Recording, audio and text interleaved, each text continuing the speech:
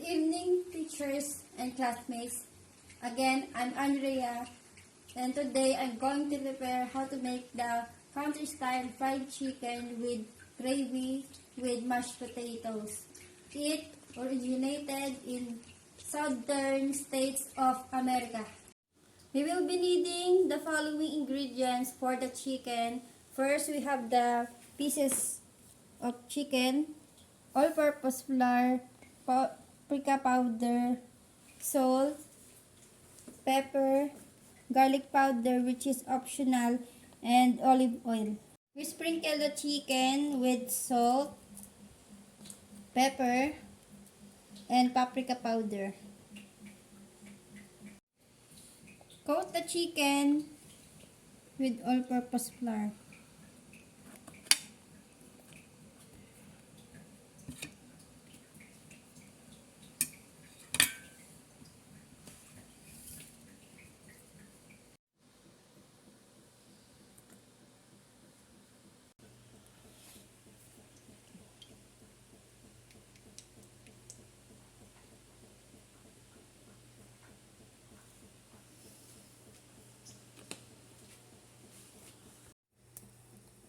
Cook the chicken until golden brown.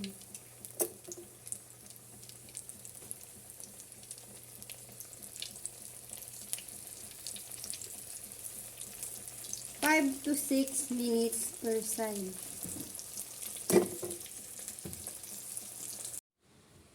We will be needing the following ingredients for mashed potato.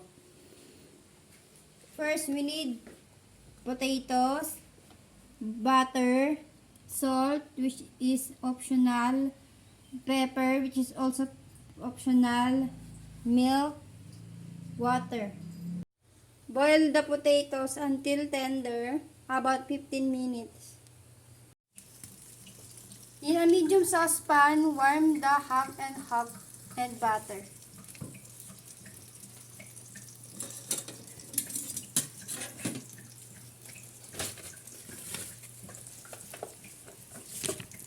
In a medium saucepan, warm the half and butter. Using a hand mixer, beat the potatoes with the milk and butter mixture until smooth.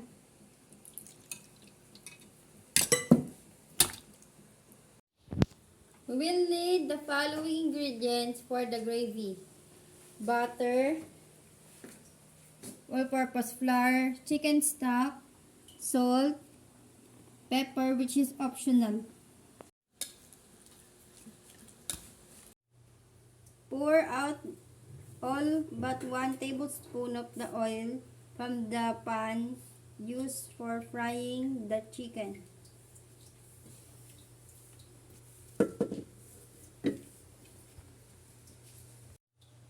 Add the stock and bring to boil.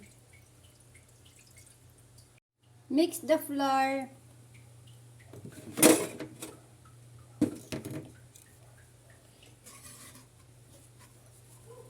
and whisk into the chicken stock mixture. Bring to a boil and cook until the mixture thickens slightly. Remove from heat. Scoop the chicken with a scoop of mashed potatoes. Top with gravy.